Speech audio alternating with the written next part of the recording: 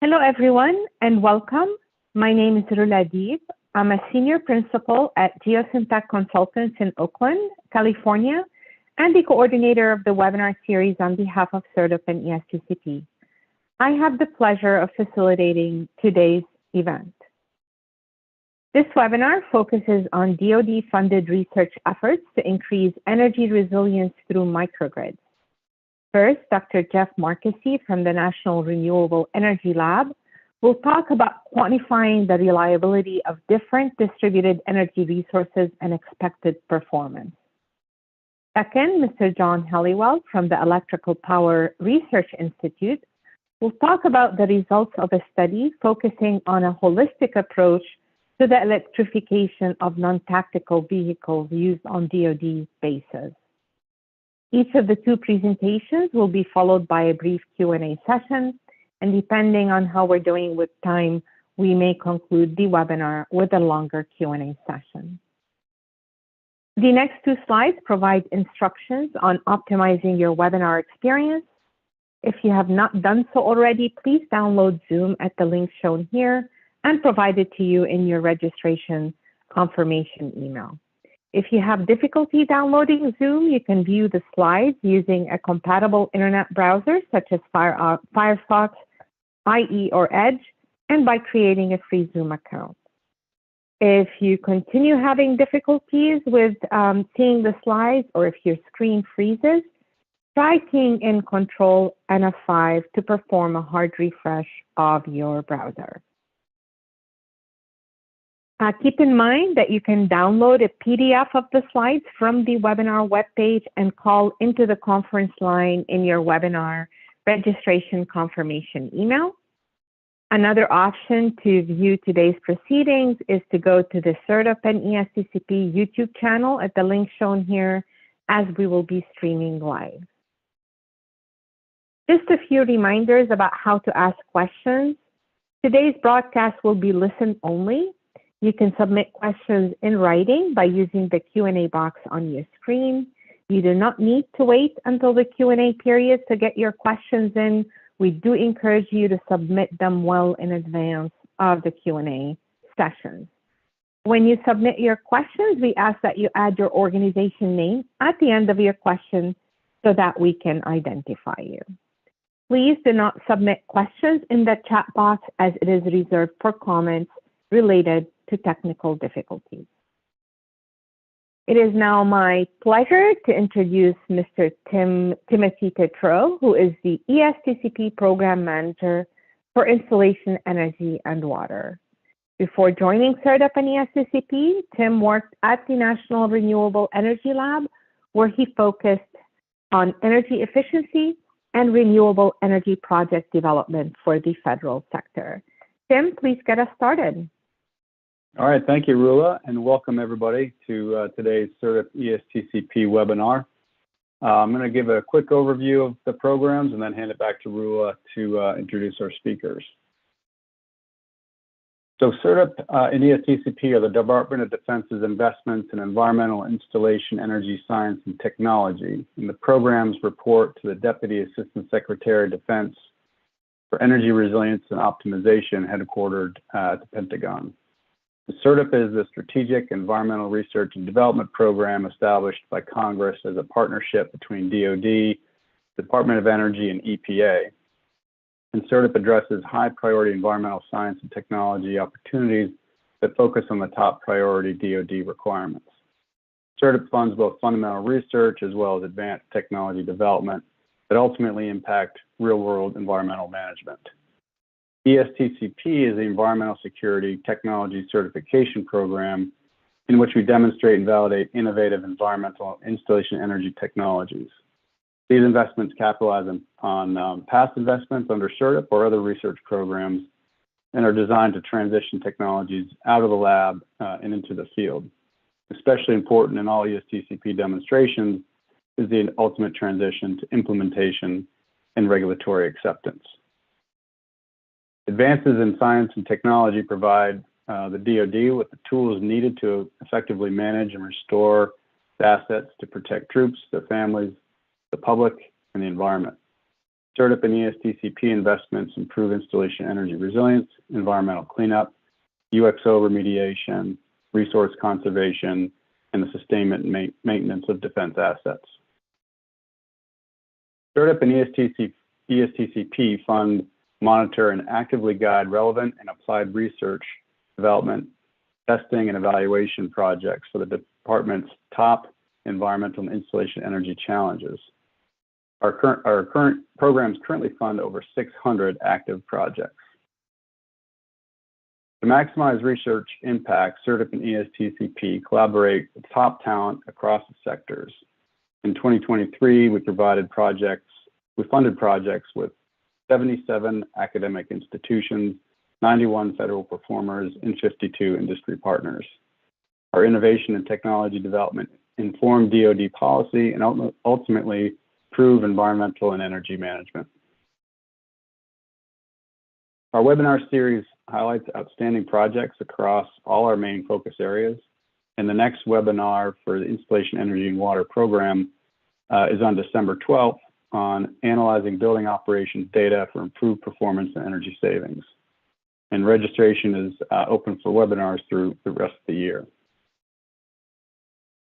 You can find additional information about upcoming webinars at this link here, and all past webinars are archived and can be accessed using the link shown here. I would like to remind you that a copy of the presentation of today's session can be downloaded from our webinar webpage, and we would appreciate if you can take a few moments at the end of the presentation to complete a survey that will pop up on your screen. And now I'd like to hand it back to Rula to introduce our speakers and take it over. Great, thank you so much, Tim. It is now my pleasure to introduce our first speaker, Dr. Jeffrey Marquesi. Jeff doesn't really need an introduction, but here goes anyway. He is an emeritus at the National Renewable Energy Lab and an independent consultant on energy technologies and resiliency. He previously served as a senior research advisor at NREL, where he provided strategic guidance for NREL's national security work, advised DoD's energy technology programs, and conducted research on energy resilience, microgrids, and energy storage.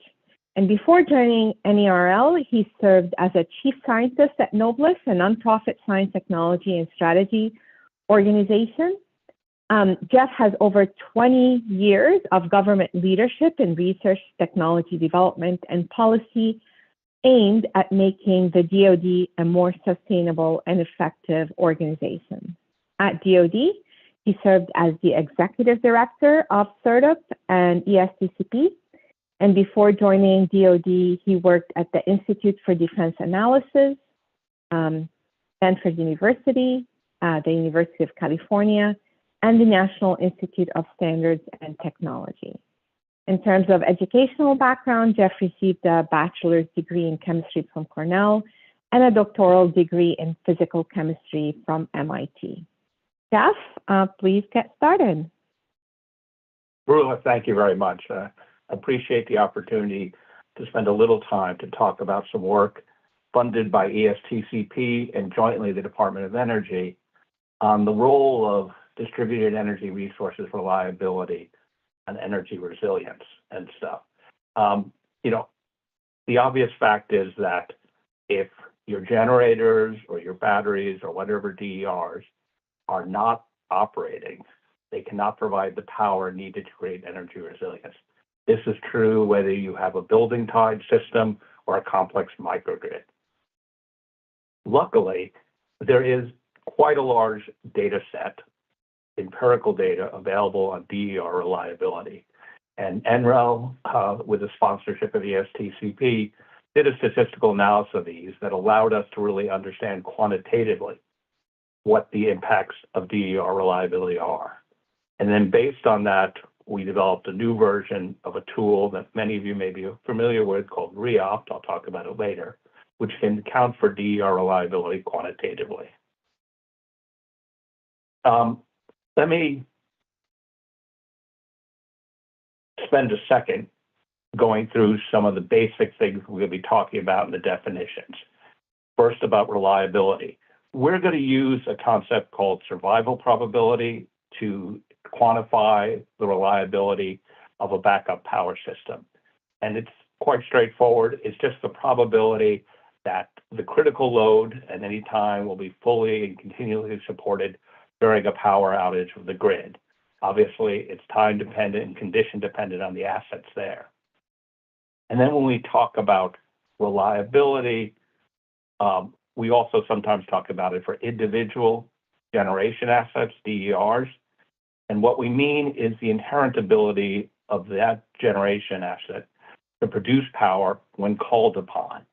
Now, it assumes that the fuel is available. Obviously, if you have a generator that is perfectly functional but is empty of diesel fuel, it's not going to produce power.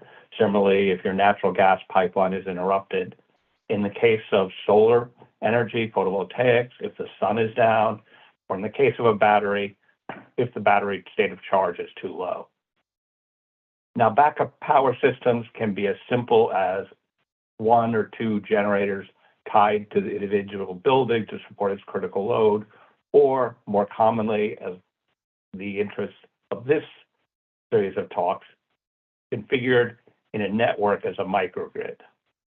And we're really interested is, will the system, whether it's a building tied or a complex microgrid, meet all the critical loads for the duration that you required, independent of when that outage started?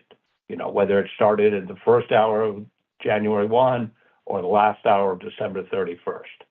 This is going to be a function of the DER reliabilities, which unfortunately have generally been ignored in previous analysis, the design of the microgrid, things about the critical load profile, time of the outage, and fuel availability. So let me spend a second now and dive one level deeper and talk about the sort of standard metrics used to quantify reliability. And there are two critical ones which I'm going to focus on. The first one is called the mean time to failure. And that is exactly what it sounds like. It just says that when a component or generator, a PV is running, how long does it run on average until it fails? This could be quantified from empirical data by just a ratio of the total runtime divided by the number of failures while running. So it gives you a sense of, you know, if it's very long, then it's very unlikely that they will fail. If it's very short, the system will fail quite quickly during an outage. The second metric you need to understand is what's called the availability, or sometimes the operational availability. And that is simply, will the DER be available when an outage starts if I call upon it? And so it might be undergoing maintenance or repair because of, and been taken apart. And so the question of whether how long it will run is really irrelevant because it may not be available at all. So those are the two main parameters I'm going to talk about when we talk about the reliability of distributed energy resources. And how do those parameters reflect back to the question of resilience, which we quantify by survival probability? It's quite simple if you're looking at an individual generator, let's say, tied to a single building. So the survival probability is just equal to the availability probability, which is usually in the high 90s percentages, and then it decays exponentially with time, with a time constant equal to the mean time to failure. So that you can see by that if we don't have high availability, because the system's often down for maintenance or repairs, the survival probability is inherently low. If we have a very long mean time to failure, then that will not decrease over time, but a very short mean time to failure, it'll decay with exponential probability quite quickly. Now, if you look and think about what does this mean for military installations, let's talk about the traditional older systems, which were building-tied generators. If we're going to have multiple buildings with critical loads, we require each of those loads to be supported. Those critical loads, even if spread across dozens of buildings, are all required to conduct the military mission on the installation. And so the failure of any one of those generators will lead to a failure of survival of the critical load required for complete mission support. A microsystem is a little different because it's a network system, and really, but it's just quantitatively what we'll be looking at is what's the probability at any hour during the day, during the year, will the generators or other assets produce enough power to satisfy the critical load. So let's spend a second now and talk about the type of distributed energy resources that we're concerned with and which are commonly used on DoD installations. And then talk about, how do we and where do we get this data to be able to quantify the reliability of these assets. Now, emergency generators are extremely common. We're talking about packaged diesel generators, which is what is used on DoD installations. We have over 11,000 unit years of data. So the reliability is well quantified empirically if you do a proper statistical analysis. When you look at prime generators, which are used natural gas systems, whether they're reciprocating engines or turbines, the data set is much more limited. It's 50 to a couple of hundred unit years. But we also have semi-quantitative data from industrial surveys, which tell us a lot about the reliability. Solar systems, photovoltaics, again, we have almost 40,000 unit years. Wind turbines is a very rich data set, over 100,000 unit years. And what drives that is that availability, reliability of wind turbines is a key factor in their economic viability. And so this is something that industry has always been interested in. We're going to focus solely on land-based wind turbines. The data for sea-based is much more limited and less certain. The final DER, which is being used much more often around DoD, are lithium-ion batteries. These are relatively new technology, big stationary lithium ions. We have limited empirical data, so we have to make some assumptions about what that reliability will be. And we've done that, and hopefully over the next 10 years, we'll have significantly more data. So the plot I'm showing you here is sort of the bottom line whole story about individual distributed energy resources survival probabilities. So this isn't talking about how they're connected to each other or how one might design a microgrid. It's just the individual components. And what's plotted here is the survival probability versus an outage duration from 1 hour out to 2 weeks. So the red line at the bottom is the emergency generator. Now, this comes as a surprise to people who don't work in the field often. Emergency generators are extremely reliable if you're worried about a few hours. Their availability is quite high, and they rarely fail within the first few hours. But if you try to run an emergency generator for 2 weeks, on average, under 75% of them will survive that thing. Now, people often don't see this themselves because rarely do they run their generators during testing for anything more than 30 to 60 minutes. But this is based on very large data sets. And this is also assuming the generators are well maintained. I think most people who work in this field know that unfortunately, many times generators are ignored and not well maintained. If the maintenance procedures are not up to the UFC code or industry standards, the reliability drastically drops. If you then look at sort of natural gas prime generators, gas turbine, reciprocating engines of the size used on DoD, they have a high reliability, but again, after 2 weeks, it's in the 80%. The final line of this is the solar PVs. Now remember, this is the reliability assuming fuel is available. Fuel in this case means the sun is up. Now this is not a plot of that you get continuous power over 2 weeks. It basically says that if the PV is not out of commission because you may be replacing inverters or other hardware, the likelihood that if it starts at the beginning of an outage that it will stop working is pretty much nil. They are extremely reliable, and they are essentially solid-state systems, and you can count on them. But they have the intermittency issue, which we'll come back to in a second, which is due to the change in solar power from clouds in the diurnal cycle.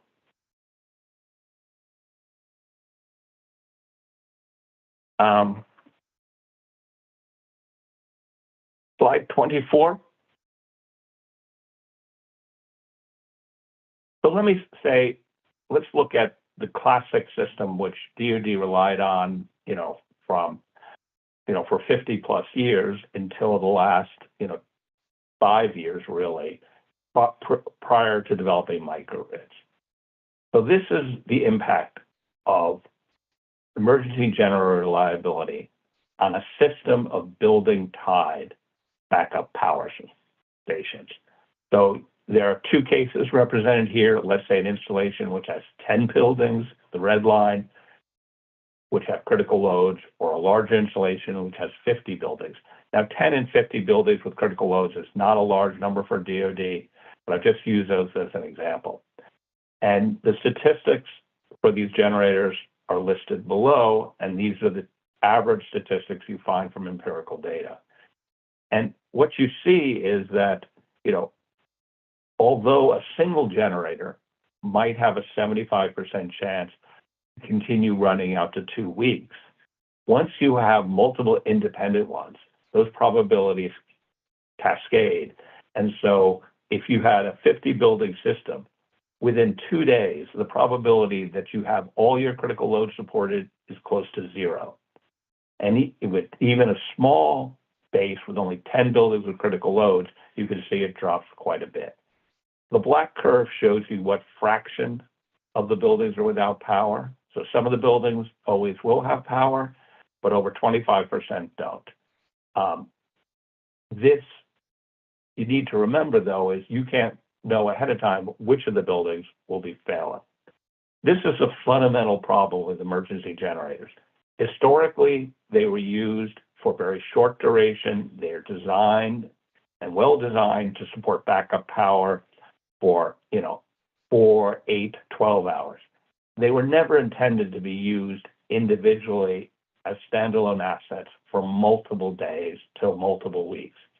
And so they cannot provide the type of reliability and energy resilience that DoD requires. One way to get around this is simply to have an N+1 system. That is, you could have a backup to the backup at a building. If you do that building by building, you'd still end up with a very poorly managed system with poor performance. The other way to do it is with a microgrid. And in the references, we have analyzed multiple diesel generator microgrids, as well as microgrids with PV and batteries combined with generators. And because microgrids are network systems and inherently have what's called an N+1 reliability, so let's say you had, a 10 megawatts of peak critical load on your base spread across a dozen buildings, you would build a microgrid with more than 10 megawatts of power, and you would have one extra one. Not only does it have one extra one, but they can share their power. And given that the load changes from building to building, you end up with a system which is highly reliable. So this problem of reliability is drastic when you look at single building tied systems, but can be engineered around when you build microgrids of different design, as long as you take it into account. Slide 25. So just to summarize the impact of DER reliability quickly, no backup power system will ever achieve 100% survival probability. I mean, one can do models that claim that, but that's just not reality. And ignoring the individual reliability of DERs in your modeling and your design of a microgrid or any backup power is going to give you poor performance and lead to poor design choices. As I said before, emergency generators are the least reliable DERs for outages more than 24 hours. And even backup-to-backup systems have their limitation. Fundamentally, spinning generation, whether it's natural gas turbines or diesel generators, are constrained by their inherent reliability and obviously the fuel availability. While renewable energy systems, like solar systems, are constrained by their intermittency but have extremely high reliability. And one of the key takeaways from many of the papers that have been written and reports at NREL, which a reference to show later, is that you have to take reliability and intermittency into account to have a quantitative estimate of your microgrid or any backup power system's performance. And what we've seen many times is hybrid systems, which combine generators with solar, with batteries, have a much higher survival probability and are much more robust to the inherent reliability of any of these systems. Slide 26. So I mentioned at the beginning that we have a new re-op capability, which allows people to do this. I'm going to go through rather quickly some slides, which just sort of illustrate screenshots. I don't plan to go through them in detail. But what we've done with the support of ESTCP and the Department of Energy is created a new module in REOPT, and I'll talk a little bit more about REOPT, which allows you to factor in real reliability. It does an economic optimization first using traditional REOPT methods, then has a new module called the Energy Resilience Performance Tool and allows you to iterate. I'm going to go through this with some drawings next, so if that's not quite clear, hopefully it will become shortly. Slide 27. For those of you who aren't familiar with NREL's REOP system, it's a computer-generated computer system which allows you to model energy systems to determine cost-effective optimized systems under many different constraints or goals. And it's used routinely to guide investments and do initial design choices at sort of a 20% design level. It allows you to look at almost any DER or other type of energy system you can imagine that's commercially available today. Slide 28. So what does REOPT actually do? So it's a mixed integer linear program. There are many other things like REOPT on the market, which are all fundamentally similar. In the blue are the inputs, which drive, what type of DERs you're considering. What are their performance characteristics? What are their costs? Then you also have to be inputting things such as the economic drivers, such as the tariff structure or market opportunities. And then you have other things which are your goals. Obviously, economics is always a goal to limit your costs, but do you want to have a resilient system, and what does that mean for you? How many days do you need to be able to survive a power outage? You also have to enter the loads, both electric and thermal, if you want to model both, and that will then design a system for you. So this is the traditional REOP system. Chart 29 shows in a simple flow diagram how we've taken that and added reliability into it. So we have the existing REOPT optimization system, which operates, if you're familiar with REOPT or other tools such as DARECAM, Zindi, or Homer, they all have similar functionality. It will design for your constraints that you put on it in terms of what resiliency you need, and what type of DERs you want to consider, what's the cost optimal system, assuming that the DERs are 100% reliable. And that's how all these tools work today. The new thing we've built is the Energy Resilience Performance Tool, ERP, which then is fed from REOPT, or it can be fed externally by other tools, if you wish, and then factors in the reliability of each of the components of the system. And from that, it can output what the reliability across every hour of outage start time of your design system. Now you can run this directly from the output that REOPT came, but as I'll go through in a second or two, you can modify what the REOPT optimization shows if you find that the performance of your microgrid isn't what you had hoped it to be, and you could tune it then by iteration. And once you've changed that, you can then run it back through REOP to get an optimized system and an economically accurate forecast. So what I'd like to do is just go through a couple of quickly charts that show you sort of qualitatively how the tool looks and works. So chart 30.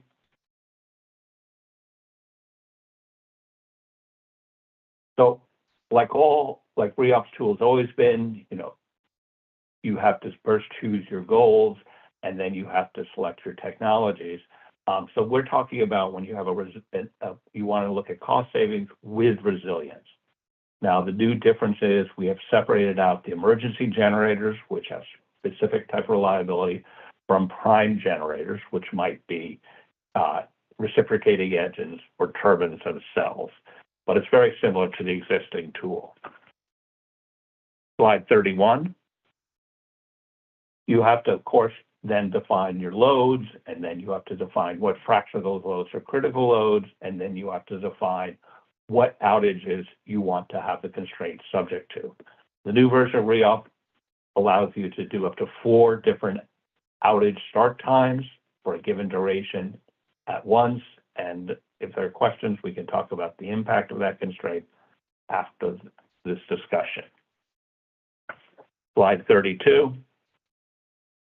So REOP is run, it outputs the standard REOP output, it tells you the optimized system. This is a case where it's a mixture of solar PV, lithium-ion batteries, and generators. It tells you the economics, and it's been built to meet your resilience goal of surviving a certain number of hours for those different start times. Slide 33. This can then get passed to the ERP tool, and you could run it just with the click of a button for the system that REOP has optimized. And it will output a survival probability curve for that system, which is a network system in this case, a microgrid system, and you will get the curve, and other statistics are available, which says, this is how well it'll perform. Now, I think for most people, this would not be good enough. So you might immediately say, well, I only had one generator of that size. Maybe I should combine it with a second generator, which backs up the first generator. But if you go to slide 34, this is an example in which you have changed the number of generators that was output from REOP. You haven't changed the size in this case, but I've chosen to do 2 instead of 1. And now you have an extremely resilient, reliable system, which will survive any outage of this duration, no matter when it starts in the year. But now you've changed your system, and as shown in chart 35, you can now automatically feed those inputs into REOP as a constraint and calculate the new optimal dispatch as well as the total life cycle cost. So on slide 36, just want to conclude, DER reliability is one of those facts that get ignored far too often, but it must be accounted for in assessing energy resilience performance if we're really concerned about supporting critical loads. Building-tied emergency generators cannot meet DoD energy resilience objectives, even though they've been used for decades and decades to do that. There's a total disconnect between their performance, even if well maintained, and the requirement for 2 weeks of energy resilience. You can make we have quantitative estimates for reliability of DERs. They don't require modeling. They're just based on empirical data. And as I've shown you in the charts, there's a new version of REOP, which is publicly available, to help design or analyze proposed microgrid solutions. And hopefully on 37, these will provide benefits to DoD to provide more accurate system-level resilience, allow a fair comparison of generator-based systems versus renewable energy systems with hybrids. If you don't include realistic reliability, you falsely believe your generator-based systems have 100% reliability or survival probability, and therefore a system built on intermittent generation from a PV, which is sensitive to the solar irradiance, will seem to be less, have a lesser performance. But in fact, it's just not true. If you want to handle them in a fair and equal way, you have to include both the reliability of the components and their intermittency. This tool is freely available and it can be used as part of REOPT or as a standalone post-processing. Slide 28, I'll just flip through it. You have copies of it, how you can access the tool, and then the next chart just shows a number of peer-reviewed publications that are available. And I appreciate your time. And chart 40, we'll have time for Q&A, hopefully. Thank you. Great. Thank you so much, Jeff. Yes, we do have time for Q&A. And as a reminder to the audience, please submit the questions that you may have by using the Q&A box on your screen. The first question, Jeff, is from Modula S. Can you please share available references for survival probability and reliability studies? Sure. The chart that we skipped through, number 39, I don't know if you can go back, has a number of references there. So, yeah. So there are two reports which were done by NREL in combination with the Army Corps of Engineers PREP, Power Resiliency, I forget what PREP stands for, I apologize. And they are publicly and freely available. One is on the NREL website, one is on the CERTA ESTCP website. Those were detailed statistical analysis of existing empirical reliability data, which was quite robust. And so if you want the specifics on those, they're available there. Great. Thank you so much, Jeff. And just a reminder, you can download the slides and access this list of references and resources by going to the webinar webpage for this webinar, and the slides are already posted. Great. So the next question is from the University of Michigan. Is there any work being done to allow for consideration of diverse potential climate realities from downscale GCMs in the ERP model? So there is a lot of work going on in the community. Obviously, as you know, I'm sure, downscaled climate modeling, and CERTA has funded a lot of work on those application of those to the considerations of military installations. The ERP tool only considers the reliability of the generation assets. The climate change that we will be seeing already and will be seeing in the future will affect the results in a couple ways. One, it'll affect your load profile because of heating and cooling loads, and those are something which are input to REOP, so it's a user provide thing. In addition, they affect most strongly extreme weather events, which will drive the frequency and duration of outages. Now, we're calculating, can you survive an outage of a day, a week, 2 weeks, and whether it starts any specific time in the year. How valuable that is to you will change as climate change increases and extreme weather event. I will point out there's a lot of work done at Lawrence Berkeley Lab on this issue, that we know empirically that what are called major event days by utilities, which are when the power outages go out from a non-predictable reason, i.e. something outside of sort of normal repair, extreme events, hurricanes, flooding, fire, etc. That frequency has been increasing over the last decade very significantly. And statistically, it's correlated with the extreme weather change driven by climate change.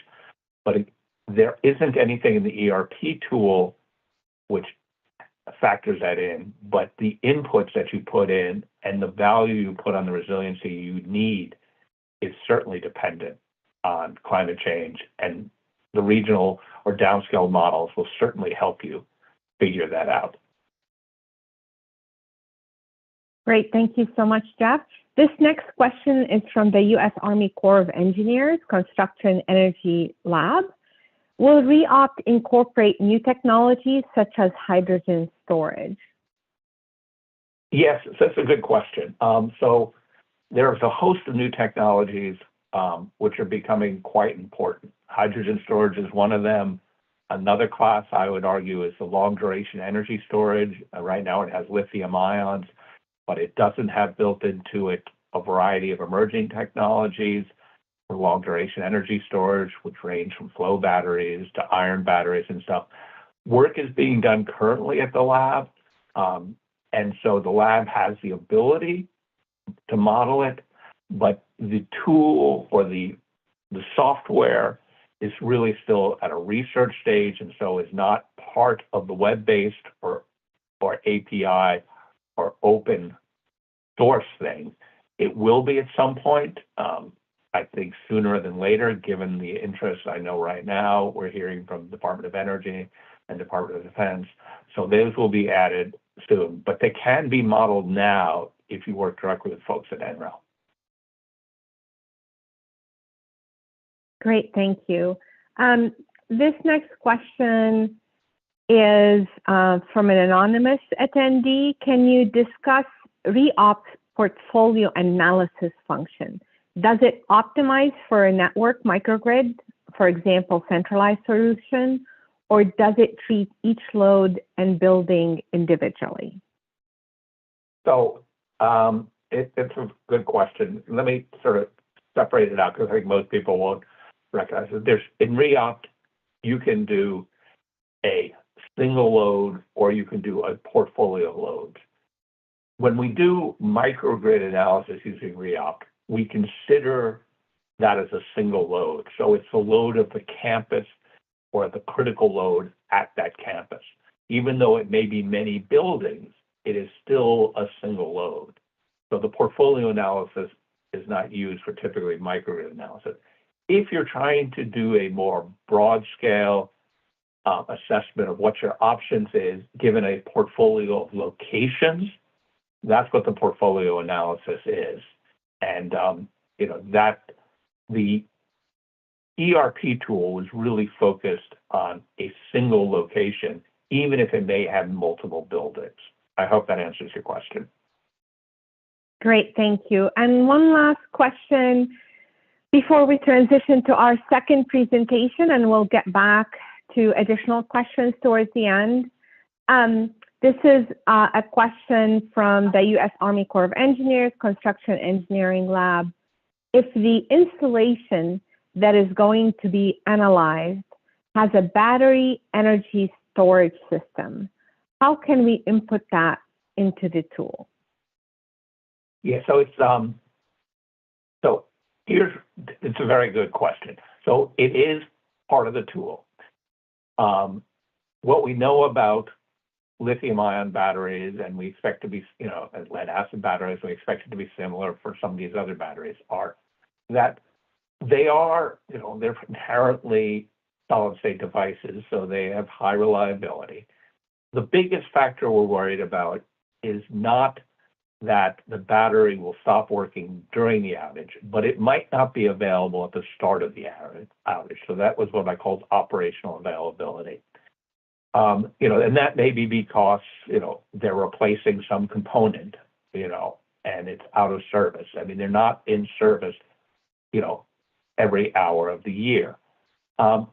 We have put in a default value, but it's very easily editable. There's a pull-down menu, you can change it.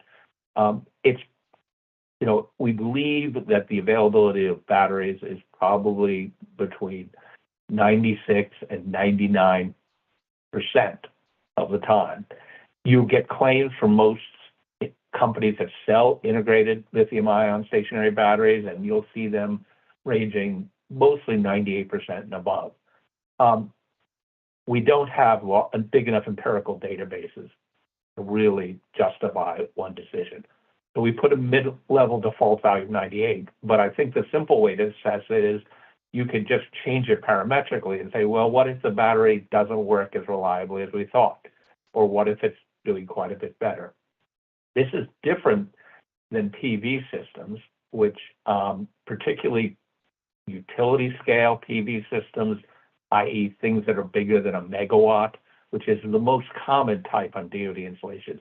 We have massive amounts of data, and they have very high reliabilities and stuff. I mean, it turns out we have huge data sets on that because for those scaled systems, for their tax rebates, they're required to report operational time to the Treasury Department, and NREL analyzes that data for the Treasury Department. And as long as we only report aggregate numbers, this is private data, they have let us use it for other purposes and stuff.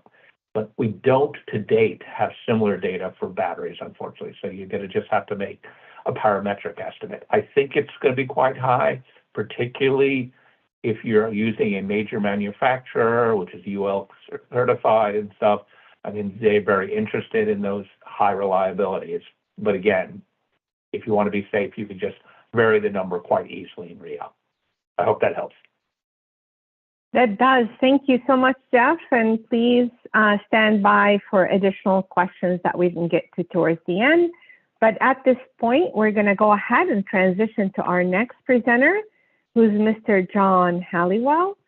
John is a senior technical executive and team member in the electric transportation group at EPRI in Knoxville, Tennessee. His main area of focus is infrastructure development for plug-in electric vehicles.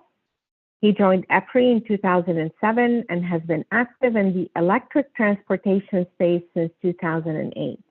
He currently serves as the co-chair of the SAE Hybrid EV Committee, former chair of the SAE J1772 Electric Vehicle Conductive Charge Coupler Task Force, and former co-chair of the SAE AE-7D Aircraft Energy Storage and Charging Committee. John most recently has been developing compliance and testing processes for electric vehicle charging systems. He has broad experience in designing and application of electronic circuits and electronic systems in instrumentation controls, embedded systems, and power supplies. In terms of educational background, John holds bachelor's and master's degrees in electrical engineering from the University of Tennessee.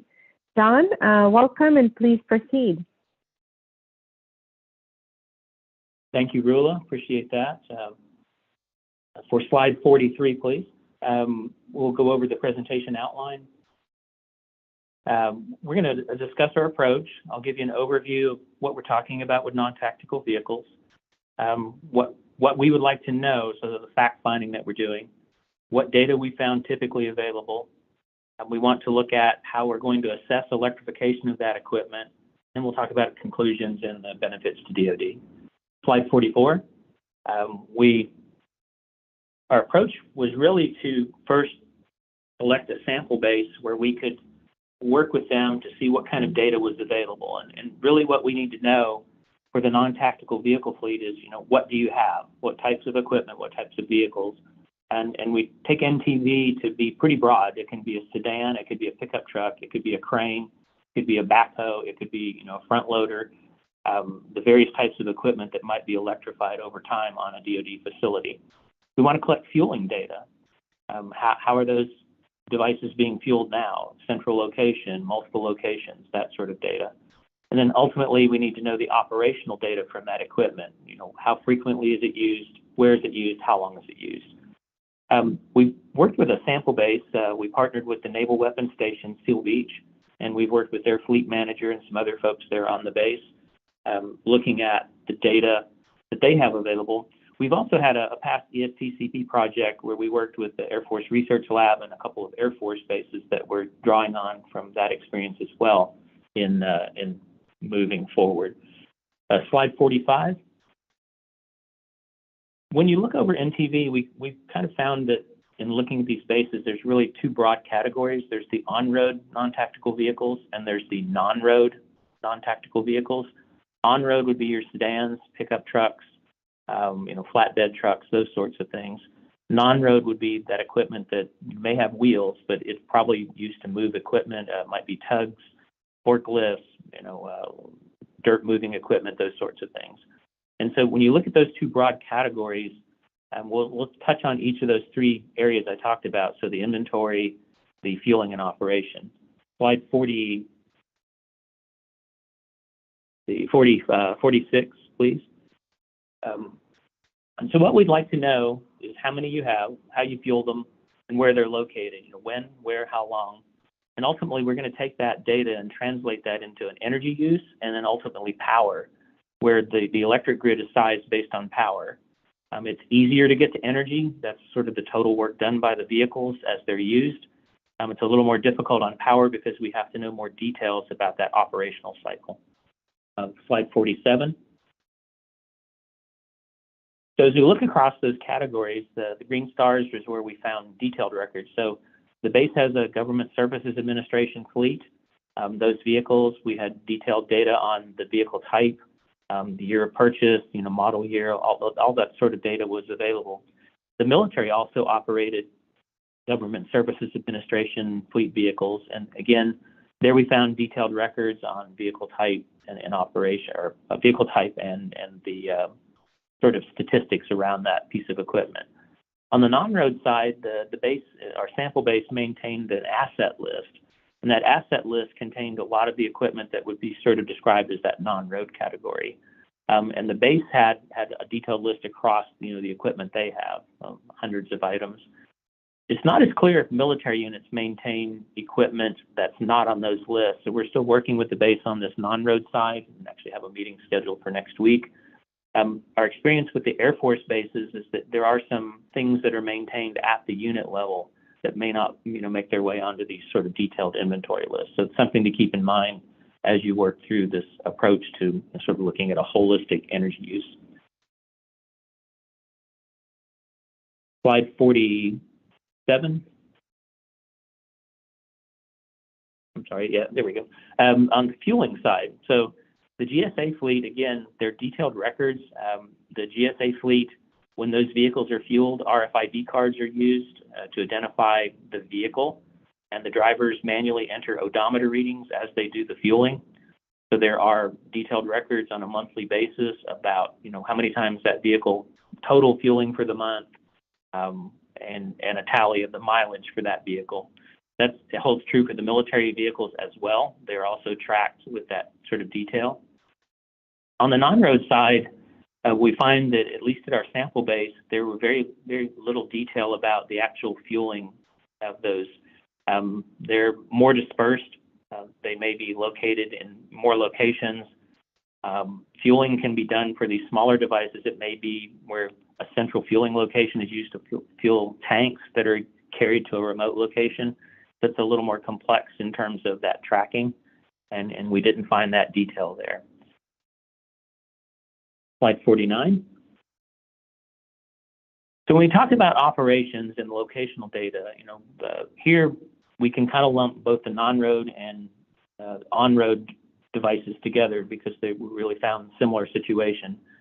Parking locations and storage, generally the fleet manager is pretty familiar with the general areas where vehicles are located. A key function for the fleet manager is to make sure that these vehicles are getting their routine maintenance. And so he's monitoring, how many miles they've been, have they had oil changes, and those sorts of things.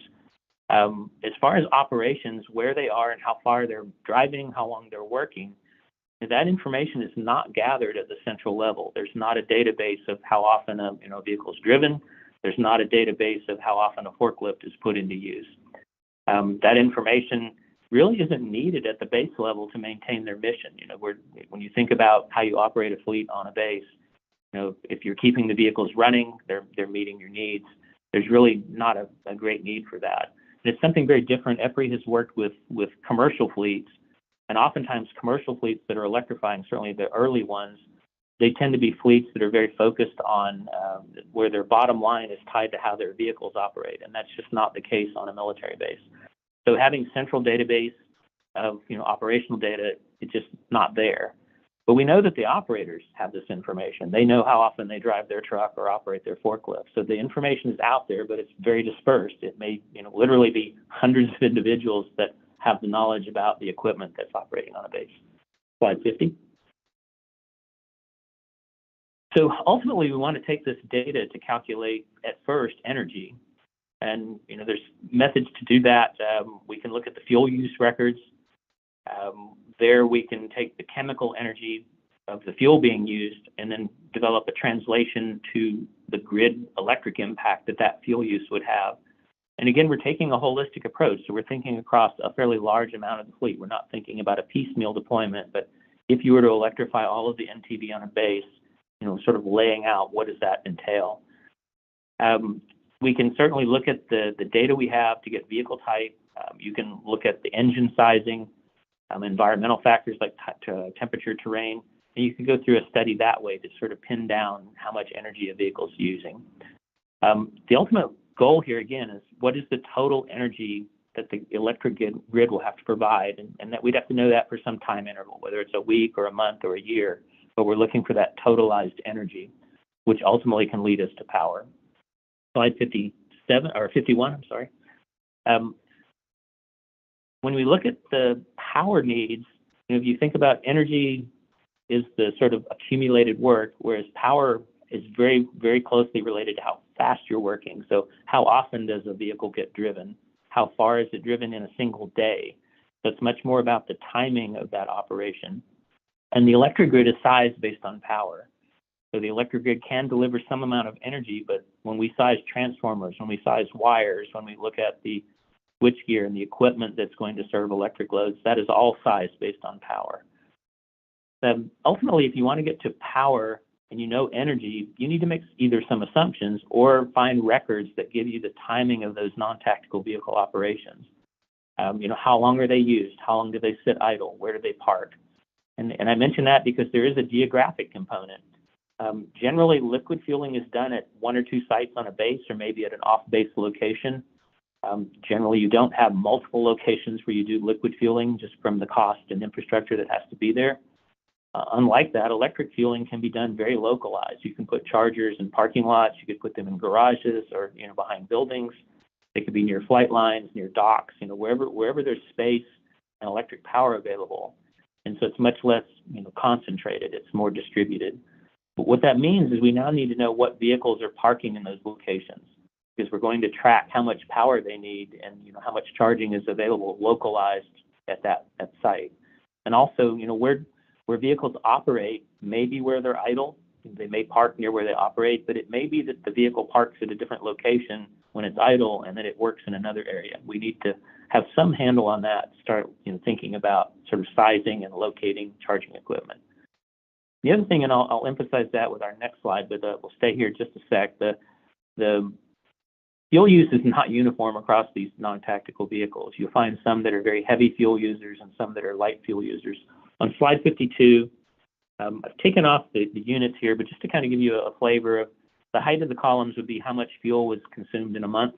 And then across the bottom, I have 10 sample vehicles, I think, or let's see, 1, 2, 3, 10 sample vehicles.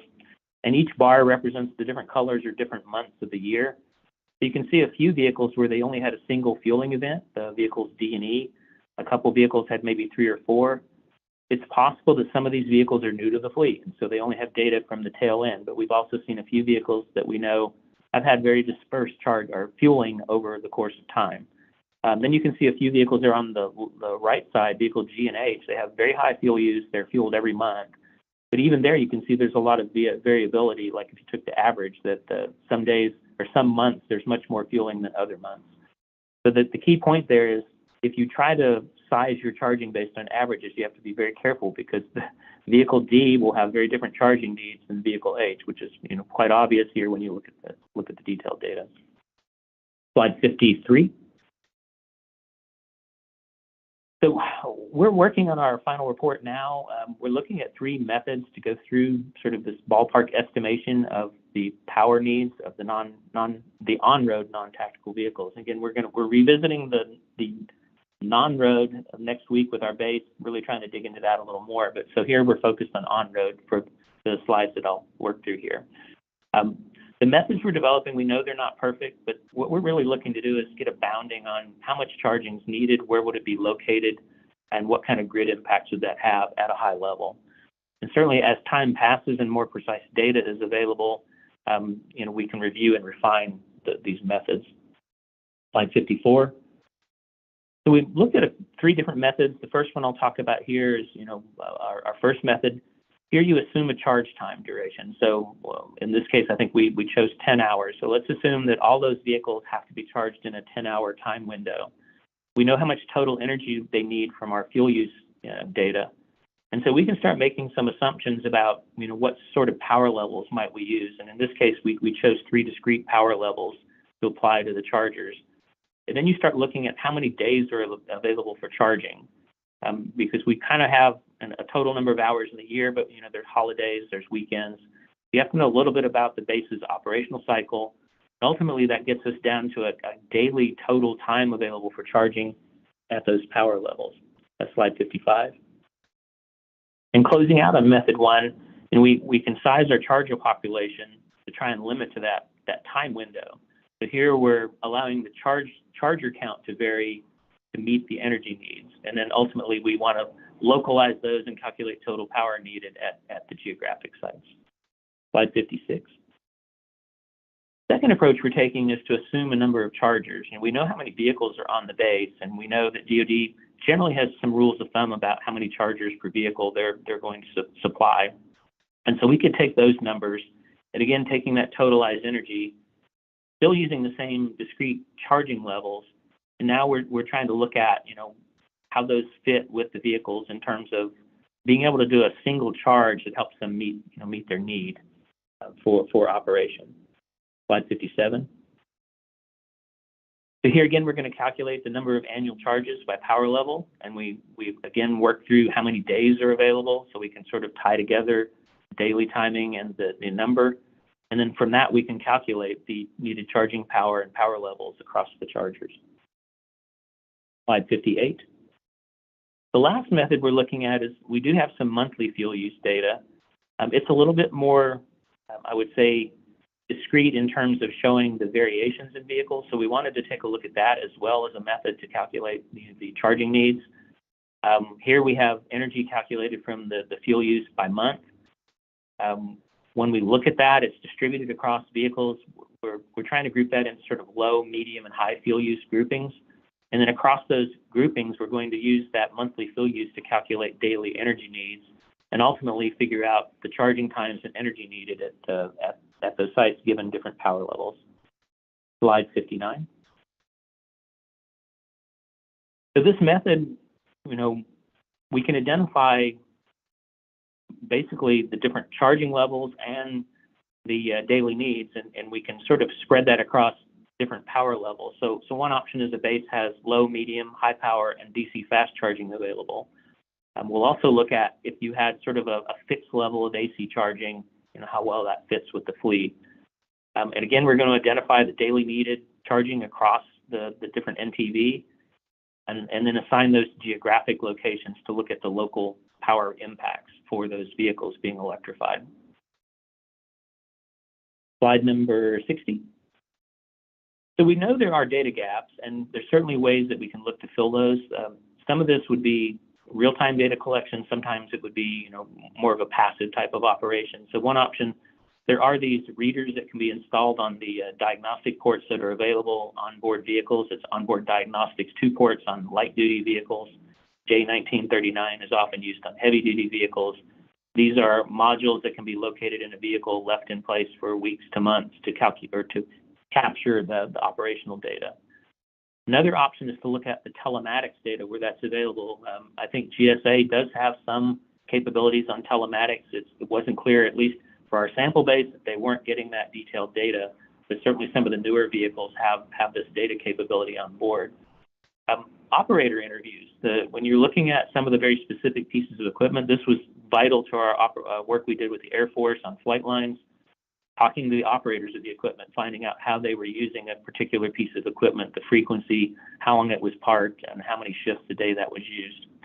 Another potential option is satellite data. There's quite a few now commercial satellite services And those could be used to locate particularly the idle locations of NTV. If you had them take photographs at a time when you know the base is idle, you can use that to sort of find the concentrations of the non-tactical vehicles. You can also get the height data from the objects in the images, so you can start to look at whether something was a sedan, a larger truck, or say a cab over. Those heights are available in some of the satellite data. That may be cost prohibitive. So the photos are not inexpensive, and so these methods would have to be looked at, in terms of budgeting across the base. To slide 61. So to conclude here, we think about the data that's available. It's limited. It's not needed to meet the general mission of the base, so that the data that is collected, helps the base accomplish what it needs. But having really detailed data about how many hours something is used a day is just not available. Certainly, we found that on-road vehicles are the easiest, because there are some data sources, particularly with the GSA side, where we can gather that data. Estimating the power demands, we need to know the pace and operations locations to make assumptions about where that power will show up on the grid. We have historic data from the base, but again, as we mentioned, there's the potential to augment that with simple studies. If you're going to electrify a particular group of vehicles, maybe look at the operation across those vehicles for a period of time through operator interviews or other means of data collection. And lastly, why do this? Well, if you don't take a holistic look, at the end of the day, someone may get the short stick on the electric grid. If you electrify a large portion of your fleet and you don't think about the needs and having a timeline for that, you can find that you'll use up your grid resources before you've accomplished electrifying all the vehicles and devices on your facility. Lastly, on slide 62, where do we see benefits for DoD? Certainly taking a holistic look at the non-tactical vehicle fleet on a base. What we're trying to do is provide guidance on the information gathering side. So what kind of data can you find? Where would you find that data on a base? And ultimately use that to help assess at a very high level the sort of electrical impacts you have if you electrify your full fleet. So I'll pause there. The contact information is on slide 63, and I'll turn it back to Rula for the Q&A. Great. Thank you so much, John. We've received a number of questions. The first one is from an anonymous attendee. How are personally owned electric vehicles considered when looking at installation-wide solutions? So at this point, at least for our Naval Weapons Station Seal Beach, we're looking at their fleet. It certainly has the very high numbers of vehicles, and they are all fueled on the base. We know that. This particular base did not have a fueling facility on base that vehicles coming onto the base would use for liquid fuel. It's certainly an area that needs to be looked at. If there's housing on a base, or if employees are bringing electric vehicles onto the base, is there an intention to provide charging for those? It's not necessarily needed. Workplace charging can augment when someone owns an electric vehicle. So it's an area we're not looking at in detail, but it certainly is one that would need to be looked at, and very specific to bases, again, whether they have housing on site and whether base employees are used to being able to fuel on the base would probably play into that. Great question. Great, thank you so much. This next question has to do with where does the data for fueling and vehicles reside? So in the case of Naval Weapons Station Seal Beach, they gather their data through the GSA system. So they have a fueling site on base that actually telemeters data back to a central database. And for them, it's logging into a GSA website and downloading this data. But it does require some effort on the fleet manager's part to go out and gather this data. I don't think it was something that was automated. It was something they had to go and say, okay, I want to gather these fuel records. Now that was true for the base-owned vehicles. For the military vehicles on the base, there was also a GSA database, but it was managed and operated and owned by a different party on the base. And so one of the things we're seeing is that the responsibility, those different categories of vehicle types may vary on a base as to who's responsible for the fleet that the base itself operates and maybe each military unit. So the data is not in one central place, but the GSA data was readily accessible in similar format, but in different databases. Great, thank you. This next question is from the U.S. Army Corps of Engineers, Construction Engineering Research Lab. What is the time step required to effectively analyze NTV, EV, CF impact to the power grid? Is it in minutes, 15 minutes, hourly increments, or more? It's a tough one to pin down because that's very, very much tied to the operational data. Ultimately, on the grid, sizing is, really looking for your high power days. So it's not, the granularity of the data. Utilities typically collect 15-minute data. I think for a study like this, we don't necessarily need that high a resolution of data. We do need to get some measure of sort of hourly load, and mainly they're looking for what are the peak loads, because it's that peak load that we'll have to size the equipment for. I think if you were collecting data from vehicles, probably 15-minute interval is sufficient to capture most of that. I think the real world situation is you're probably going to feel pretty blessed if you can find even hourly data or daily data, just given the granularity of what we've seen. Most of the data was tallied at the month level from these larger databases. And if you want to go beyond that, if you're going to actually implement data logging, then probably that 15-minute is a great place to be in terms of capturing accurate data. The time frame you need to collect that data might vary as well. You need to collect data from a vehicle over a long enough time window to see how it might operate in different situations. Does the base have a really high pace operation period for a few days and maybe a slower pace of operation period of time? You'd want to log data across those windows to make sure you don't miss some peak of operation. Great, thank you. This next question has to do with the kind of chargers that a base would be using.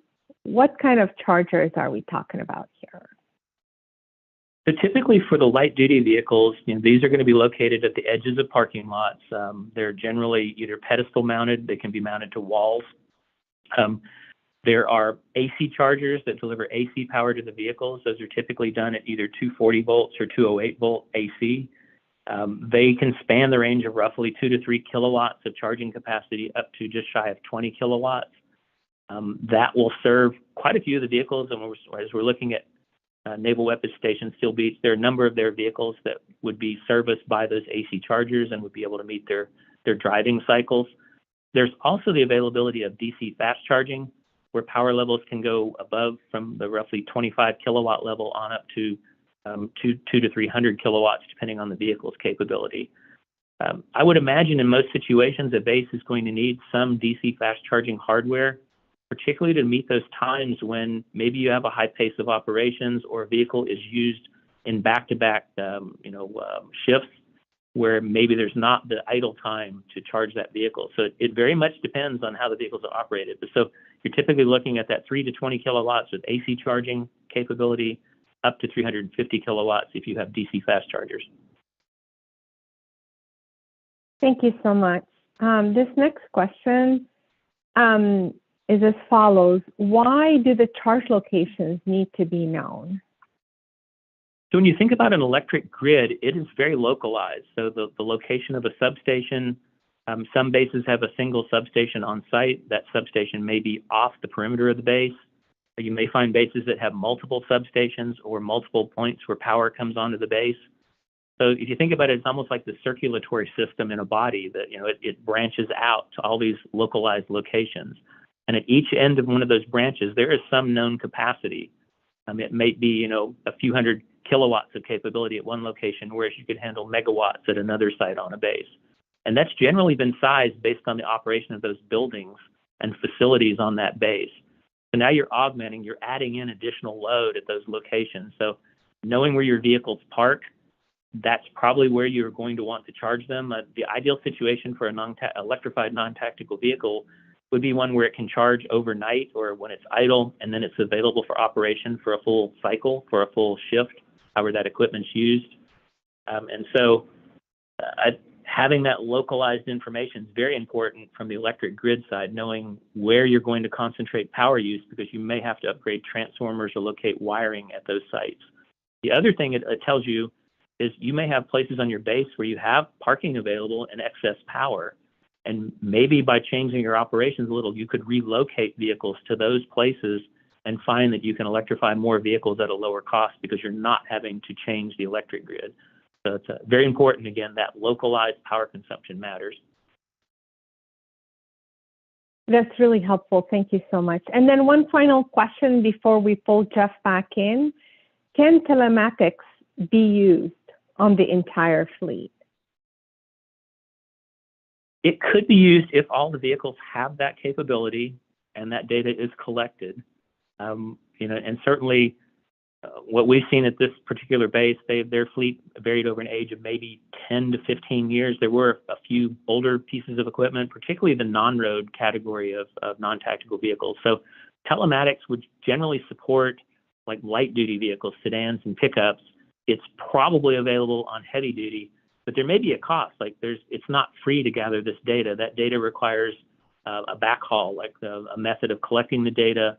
Generally, that's through a paid accounts or services that are collecting the data and then putting that into a database. And then again, the non-road equipment generally doesn't have those types of facilities. So telematics is usable, and certainly with newer vehicles.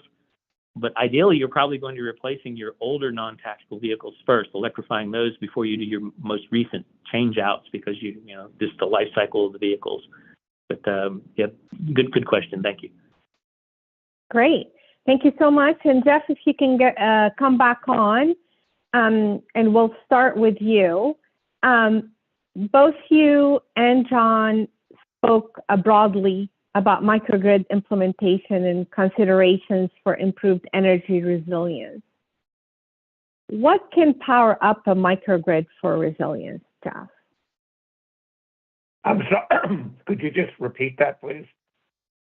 What can power up a microgrid for resilience? I think you have a lot of options, multiple spinning generations, diesel generators, natural gas systems. I think including batteries and solar systems makes a lot of sense and is both cost effective today and will be actually extremely affordable within the next few years. I hope that answers it. That's great. And John, is there something you'd like to add? Only that, that there's also the potential for using vehicles as stationary storage, using them to pass power back to the grid. It's complicated because, again, you need to know your drive cycles and you need to know whether the vehicle would be available to provide power to the grid in that resilience function or if it needs to be on the road at that time. So there may be some potential for vehicles to be one of those resources, but certainly requires some study. Thank you. And John, we'll start with you for this one. How temporary should a microgrid be, in your opinion? Repeat that again, please. How temporary should a microgrid be? Temporary. I'm not sure I understand that question. Maybe I'll pass that one to Joe. Yeah, so, excuse me. I mean, we have to separate out microgrids, which we use in theater, which are usually called tactical microgrids, versus those for fixed installations, versus those that might be set up as a natural disaster response or humanitarian response. I think for fixed installations, which is the focus here, the idea of a temporary microgrid doesn't make a lot of sense. I think most of the time, the economics say you should design them for 20 plus years. That doesn't mean they're fixed in their design. I mean, the energy world will change, markets will change, new technologies will come on board. But the fundamental networking and control systems need to be established with an assumption that it's for the next few decades and such. Obviously, in the tactical world, things are on the move and it's qualitatively different. And there, the assets are uniquely military, whether they're tactical vehicles, tactical generators, or the future tactical renewable energy generation and things like that. And so those are qualitatively different. But it's like any infrastructure investment in the energy space. It'll be for multiple decades. Thank you so much. And before we wrap up, do you have any final takeaways that you would like to leave our audience with, Jeff? Yeah, I think, we're at a period where the department is very aggressively pushing forward with the deployment of microgrids. I think that's fully justified, and it represents, in fact, the fruition of decades of SERDP and ESTCP investments, which were started in this area before, MILCON money and large investments. The big issue, I think, facing people in making decisions on deploying microgrids, there obviously are very number of site-specific design issues that have to be tackled. But really, the bigger issues that need to be tackled up front, which are more uncertain, are the acquisition issues. How much of this is going to be done through appropriated funds or MILCON? How much is going to be done through third party? We're seeing some microgrids being built 100% through third party financing and such like that, while others are being built 100% under MILCON funding. I think the future will probably see a hybrid acquisition process, at least I hope so. But I think that, microgrids have turned the corner from being an experimental thing. That doesn't mean there aren't continued advancements which need demonstrations. But, deployment's going to happen rapidly over the next several years and will help the department dramatically. Thank you, Jeff. This is a really important takeaway. John, would you like to add anything before we wrap up? Sure. I think on the vehicle side, I kind of feel like we're early in this game, and I definitely want to emphasize that this is not a sprint, it's a marathon when you start looking at electrifying the non-tactical fleet on a base. And keeping in mind, just because something is non-tactical does not mean it is not non-critical, right? These may be functionally very important to the mission of a base. And so things like Jeff talked about, the capability to back up equipment, that becomes even more important because now your mobility may be tied to the grid as well. So I think there are quite a few considerations there. I think my other observation is just the complexity on military bases in that funding for vehicles generally flows through different channels for both the base and for the military units than the infrastructure money to put out charging equipment.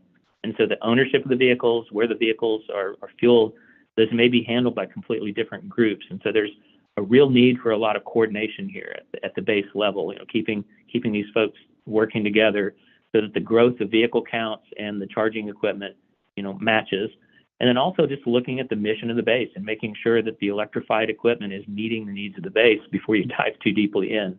But I think sort of the crawl, walk, run, getting vehicles into your fleet, using those on a day-to-day basis and seeing how they work out, and then gradually, expanding that is a real good approach to the electrification process. Thank you so much, John, and thank you both for a really engaging webinar. We're going to go ahead and wrap up, but before we do that, I'd like to remind you that our next webinar is in 2 weeks on Thursday, July 11th. It will be on DoD-funded research efforts to advance sustainable chemical biomanufacturing for DoD applications, while also reducing the production of toxic waste streams that may require treatment. This webinar will feature 2 speakers, Dr. David Graham from the Oak Ridge National Lab and Dr. Philip Lares Casanova from Northeastern University. As Tim mentioned, you can visit the SERDP and ESTCP webinar webpage to register for this and other webinars through the end of 2024. And before we conclude, I'd like to remind you that both the audio and a copy of the presentation of today's session will be archived on our webinar webpage in case you would like to refer to them in the future. We would appreciate it at this time if you can take just a moment to complete a very short survey that will pop up on your screen. This concludes today's webcast. Thank you so much for joining us, and thank you again to our phenomenal